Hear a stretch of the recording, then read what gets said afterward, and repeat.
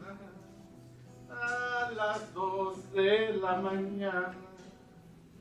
Ay, qué bonito es volar, ay, mamá. It's a song called La Bruja, the Witch. It's an old Mexican tune. And this story comes from about 200 years ago, from old California. The old days here in the town of San Diego de Alcalá. Long before the Yankees ever got here, when it was only Californios and Kumeyaay native people living here. And back in those days, there was a lot of talk about witches. Volar y dejarse caer en los brazos de una dama y en los brazos de una dama. Ay, qué bonito es volar, ay, mamá. Back in those days, a lot of people talked about dark magic, witchcraft, sorcerers, warlocks here in San Diego. But the most powerful and the most wicked of all those sorcerers was a man named Ludovico.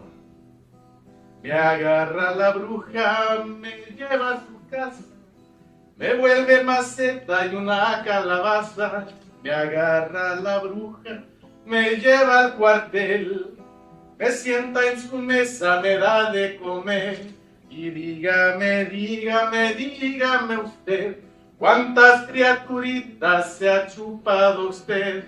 Ninguna, ninguna, ninguna no ve. Yo ando en pretensiones de chuparle a usted. Ludovico, he was the most powerful sorcerer in all of San Diego. So Ludovico, one year he called for a witch's Sabbath to be held at El Campo Santo. At the old cemetery, you can go visit El Campo Santo. It's in Old Town, what we now call Old Town. Back then it was pretty new, a lot of fresh graves in there. So all the witches and warlocks and sorcerers, they were going to hold a witch's Sabbath. And they knew that Ludovico was going to be there. So everyone had to be there. He was a man with power. Everyone wanted to see that power. And a few of those brujos, a few of those witches and warlocks, they thought maybe if they could outdo Ludovico, maybe they could take his place as the most powerful in San Diego. Now Ludovico, his life started in an unusual way. They say that he was conceived during a lightning storm underneath a barren olive tree. His mother, she was seduced by a strange man. This caballero came to town all dressed in black on a black horse. Nobody had ever seen him before. He seduced her and then he left her with the child and with the shame. Nobody knew who that man was, and some folks said that he was the devil himself. Now Ludovico, he was born on the day of a full eclipse. It looked like night outside. Born during a full eclipse, he had the caul, that film covering up his face when he was born. And they say that Ludovico, on the third day that he was alive, he cut his first tooth. And they say that by the time he was 1 year old, he was speaking in complete sentences. Some folks say that Ludovico, by the time he was 3, he had a full-grown mustache. Some folks say, I don't know. But Ludovico, he had power. There were a lot of people who said that they had power. They really didn't. A lot of people claimed to be able to give you amulets that would bring you good fortune. A lot of them, they were really charlatanes. Charlatan, that's a Spanish word for someone who's full of it. A lot of these charlatanes, they would sell you a silver coin. They'd sell it for the cost of 10 silver coins. And they would carve a symbol on that silver coin to bring you fortune. So if you had trouble riding your horse, they would carve a saddle on that silver coin and it would help you. If you had trouble with money, they would carve a picture of a treasure chest on that coin. If you had trouble in the bedroom, they would carve, well, you get the idea. And they claimed that it would help you. Sometimes it did, sometimes it didn't. But when Ludovico, when he gave you one of those amulets, it always worked. He had real power. So Ludovico, he called for the witches' Sabbath. It was going to be on April 30th, the most holy night for the witches. You might know it as Walpurgis Nacht, the night of Saint Walpurgis, Santa Walpurga. So he called for this Sabbath to all come together in El Campo Santo. It was going to be a night with no rules, no limits, nothing is sacred. These people, they were just rebelling against everything. And you know, the old California society, it was a really conservative society. Really uptight. Everyone, you had to go to Mass every Sunday. You had to be married by the time you were 20. Women had to wear the frills up to here and cover up the ankles and the whole deal. And everyone had to just be really puritanical. So, you know, when people live in a culture like that, sometimes some of them decide to rebel against that. And then when you rebel, you go too far in the other direction. So all the witches and warlocks, they gathered together in the Camposanto. They got together at midnight. And they were going to rebel against everything, take off everything. It started by taking off all their clothes. They took off their clothes. They all got naked. They rubbed their bodies down with chicken's blood mixed with the soot from the chimneys. They rubbed themselves from head to foot. There's no rules, no limits, nothing. It's sacred, they all said. And then they all started just singing all these different tunes that they had lyrics that were too obscene for me to repeat here with you good folks, but it kind of sounded a little bit like, ay, qué bonito es volar a las 2 de la mañana, a las 2 de la mañana. Ay, qué bonito es volar, ay, mamá. They sang these bawdy tunes and they held a full-on black mass before they were going to conjure and show their powers. They would hold a black mass. Before that, they all ate the raw livers of black cats that had been killed with a silver dagger. There's no limits, there's no rules, nothing is sacred. And then they held that dark black mass. You know how you do a black mass? You do the Holy Catholic Mass, but you do it in reverse. You do everything backwards. Horrifying. They started off by saying the Lord's Prayer backwards. Can you imagine? Do you know what that sounds like? Would you like to see what that sounds like? Yeah. It might be dangerous. Oh. It might even be blasphemous, but I will show you the Lord's Prayer backwards if you're ready for it. All right? Our Father. It's horrifying. Rebelling against everything. These people, they had their pants sagging, they had their hats on backwards, toothpicks in their mouths, just rebelling against everything. Nothing is sacred, they said. They finished that black mass, and then it was time for all of them to start conjuring. So one warlock, he stood and he said some strange words. He made some spectral lights appear in the night sky. They danced about. That was pretty amazing. And one witch, she conjured up some demonic voices, and all those voices, you could hear them moaning and groaning, all from outside the walls of El Camposanto, because of course it's holy, blessed ground where the people are buried.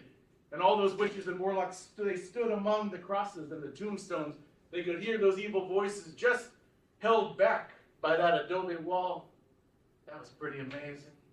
Other witches, they came, they conjured up objects out of thin air. One warlock, he saw a stray dog walking by. He cursed that dog and he turned it into a werewolf.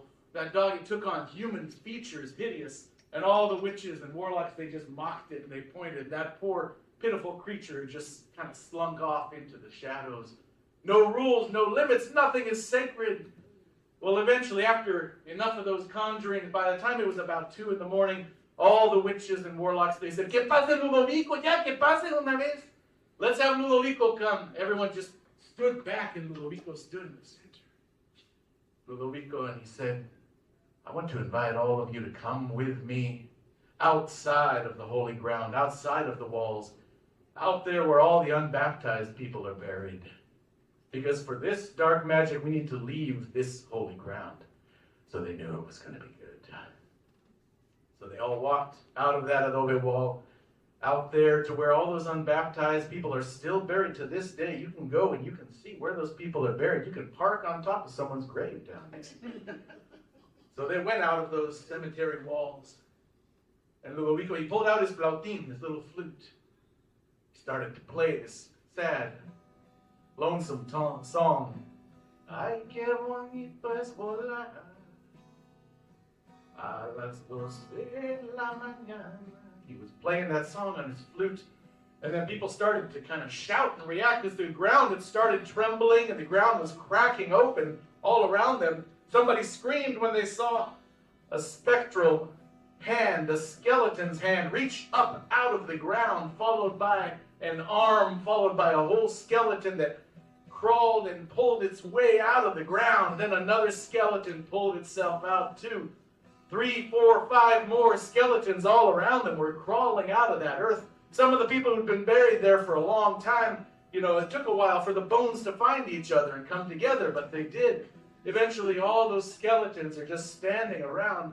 And then Ludovico, he picked up the pace of that song, and he started playing that song a lot faster and a lot happier. Y ahora sí, maldita bruja, ya te chupaste a mi hijo, ya te chupaste a mi hijo. Ahora sí, maldita bruja y mamá, y ahora le vas a chupar a tu marido el ombligo, a tu marido el ombligo. Ahora sí, maldita bruja y mamá. And as he sang those skeletons, they started to dance. And they danced this horrible, hideous, cruel parody of human movement. All the skeletons were dancing around, and Ludovico, he smiled and he laughed and he mocked the skeletons. He said, "Órale, cabrones! Bailen bien, pendejos!" He mocked them, he cursed them. And as he did, he pointed and he laughed. And Ludovico, he was the only one laughing. Nobody else was laughing. Nobody else was having a good time anymore, because all of those witches and warlocks, they recognized those skeletons. One of the warlocks, he realized that was his brother who'd never been baptized. He recognized the grave he'd come out of. Someone else, he knew that was his sister. She died of consumption. Someone else recognized his dead wife, his father, his mother. Every one of those witches and warlocks had a loved one who was buried outside of the holy ground, buried with those unbaptized people. After Ludovico finished his song, those skeletons crawled back into their resting place. That was the end of the fun.